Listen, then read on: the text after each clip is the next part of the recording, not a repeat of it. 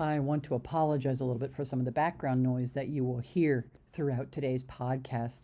I met my guest in a chapel on campus at Moravian University, and it wasn't the best area for acoustics. So you'll hear some background noise that the microphone picked up. We all have background noise in our lives, especially as we're getting ready for the Christmas season and working through Advent. And so I encourage you to focus on what Charlie has to say and not so much on the background noise. Thanks. Welcome to another episode of On the Musical Road to Emmaus. This is your host, Carol Traupman-Carr, and I'm this Advent interviewing some clergy about their favorite Advent hymns, and I am here today with my colleague, Charles McDonald, Charlie Chaplain, as he calls himself. Unfortunately. Who is the chaplain at Moravian University. So thank you for joining me, Charlie. I really appreciate it. My pleasure. So I asked you on Friday about joining me to talk about your favorite Advent hymn, and you told me that you actually have maybe 3 to choose from, and I don't know if that number is still 3 or if that expanded or where it's gone since. So, since I started seminary, I've one of my favorite questions to ask people has been, what is your favorite hymn? And in asking that question, I've realized that the answer changes over time. Mm-hmm. So I try to give you an answer. So that my gut reaction was the longest standing of my favorite hymns. It's actually the one I know the least, which is, at least musically, It's the one I don't know by heart. Okay. So I can stick with that one and see where the conversation takes us. This is your favorite hymn, it's not mine, so you can go whichever way you want. My first choice would be In the Bleak Midwinter, which is a lovely, lovely piece. And I've actually used that at my church at Christmas, not Advent. So I'd be curious if we can dig a little bit into the Christmas versus Advent on that one. But tell me, first of all, why you picked that one. The first time I heard it was when I was a volunteer at the Moravian College Christmas Vespers. The choir did it as a part of the prelude. I think 2 years in a row. It was at least one when I was an undergraduate volunteer. There's a lot going on behind the scenes at that service, as I was intimately aware as a student, and even more so now as the chaplain.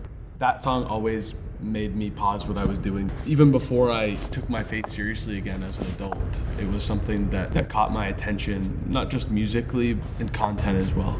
So, yeah, I don't know if it's nostalgia or if it's some spiritual significance that I have never spoke aloud, but I feel very connected to the song. Well, it is a beautiful musical setting, and I know it's written by Gustav Holst, a very famous British composer.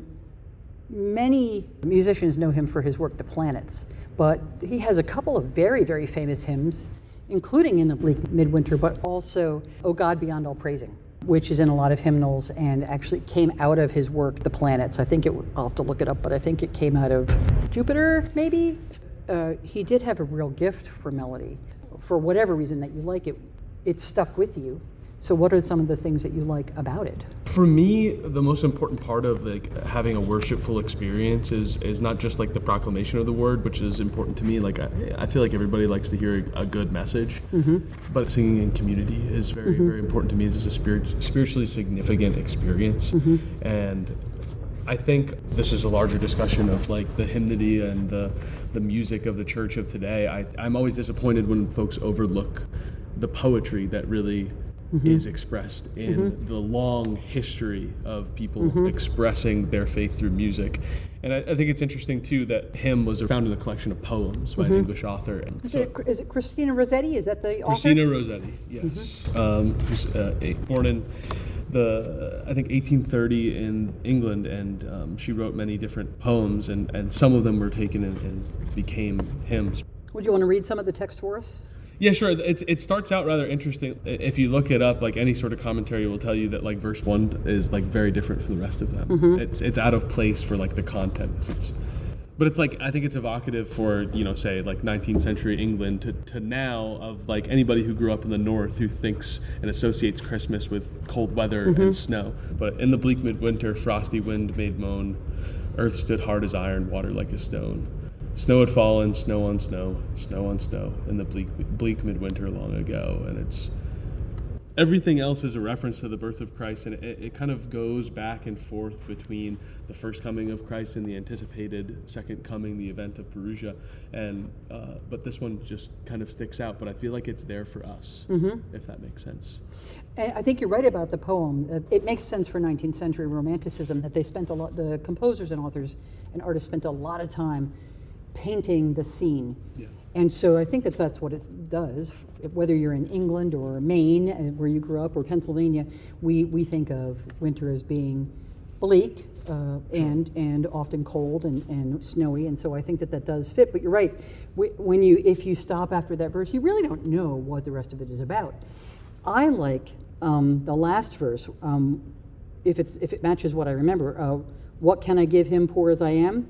To me, that's the little drummer boy verse. Because it reminds me of that. That it doesn't matter if I were a wise man, I would do this. If I had wealth, I would do this. If I had this. But reality, what Christ is calling us to do is to give whatever we can, any of our gifts, in any situation, I think, not just to the child Jesus, but in every aspect of our lives.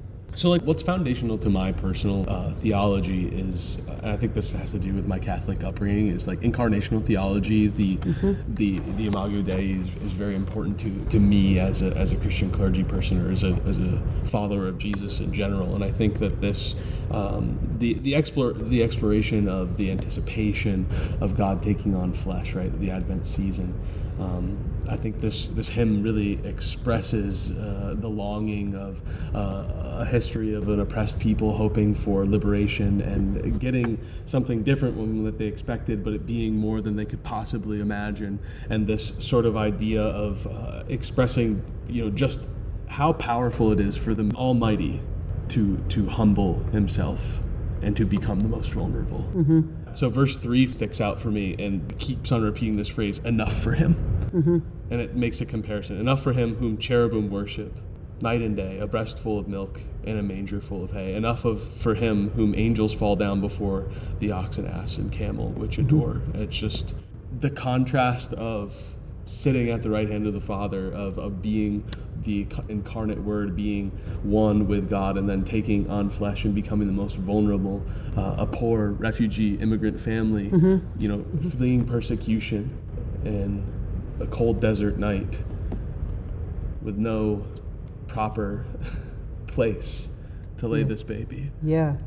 And coming as an infant, not coming as an adult who was already fully formed and able to take care of himself. And it's that's the question I try to beg people to ask in the Advent season, the Christmas season, is don't you believe God could have come as anyone? But why a baby 2,000 years ago? What kind of statement does that make? What does that mean to you? How do you connect to it?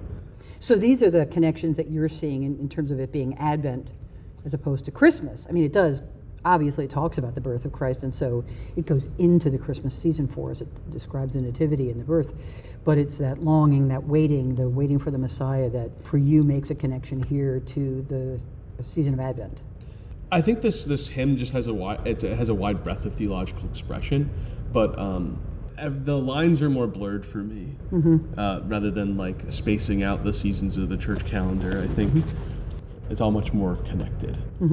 And the idea of how we're talking about the first coming of Christ and the anticipated second coming as well, that there's an Advent expectation to that return to the reign of God.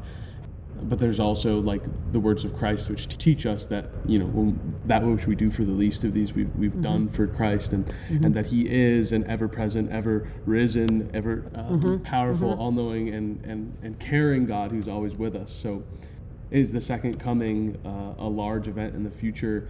I think only the Father knows, as Christ has said. But is Christ coming in our conversation right now? Absolutely, I believe so. I agree that it's, I think, challenging for me even to separate out Advent, which is at most 4 calendar weeks. Sometimes it's not even that much. We have 4 Sundays of Advent, but sometimes the 4th Sunday of Advent is also Christmas Eve, and so it can be incredibly short. I think it is really difficult to disentangle Advent and all of the preparations that we put into Christmas from Christmas. The other season of the church year that is more penitential and reflective is Lent, and that has a very, very different feel to it, especially with the resurrection coming at the end. So there's a parallel between them, but also separate. a distinction, I think.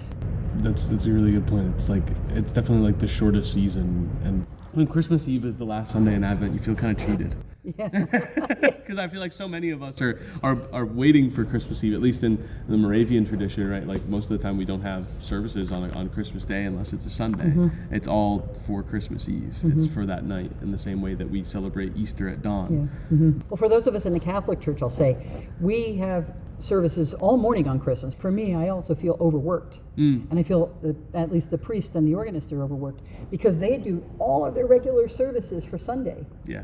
And then they're back doing multiple services Christmas Eve and the next day. There's no break at all. You know, I got into the habit when I was still in Minnesota as a parish minister of doing a service on Christmas Eve that was abridged, but I would give my musicians the day off.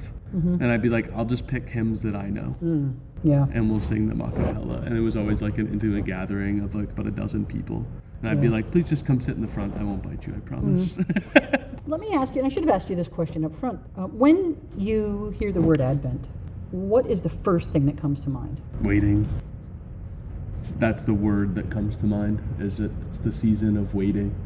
But I feel like I've had this discussion like in my own theological reflection and like and homiletical expression with my congregation of going through those like the peace, the joy, love, and hope. The most important part for me of those four and the expression of Advent and the experience of waiting is hope. Mm-hmm. And I feel like in the same way that we should think of, in my own reflection, in my opinion, ultimate concerns, that I feel like oftentimes we think of hope as something that it's the expectation, it's the waiting, it's some reward. I really hope I get a new toy for Christmas. I hope I win the lottery. Yes, yeah. I hope I win the lottery. It's something in the future. It might not ever happen. You know, keep low expectations and have a lot of hope, because then you won't be disappointed. Maybe you'll get a miracle. But I think hope, in the same way that like Christ is coming and Christ is here at the same time, I feel like hope is not just later, but it's what we do until then as well. And in that kind of hope, there is no false hope. And we hear people sometimes put that qualifier on. Don't give someone false hope, but there's nothing false in the Lord. I try to encourage, you know, like I feel like any clergy person would want to with the folks entrusted to their care. It's not just to be a caregiver, but to push people out of their comfort zones, to encourage them to follow Christ into those areas that are more difficult. The phrasing that I like to use in the season of Advent is that we are asked in this season of waiting to think about what we do while we wait. And I think the answer to that is to be living hope for the rest of the body. Right. I have two last questions. First of all, easy. What were the other hymns that you were considering talking about? People in Darkness Are Looking for Light, which I learned as a student pastor at Emmaus Moravian Church. It's in the Moravian Book of Worship. I don't know if it's where else you can find it. And O Come, Emmanuel. Which is when people when people think Advent hymns, that's the first one that comes to mind. And that one goes back to the 13th century as a chant. Last thing is, any other thoughts you want to share? I think I am okay. Well, thank you for sharing your thoughts, Charlie. Really appreciated the conversation. This is Carol Traupman-Carr, your host for On the Musical Road to Emmaus, signing off for another episode. God bless and be well.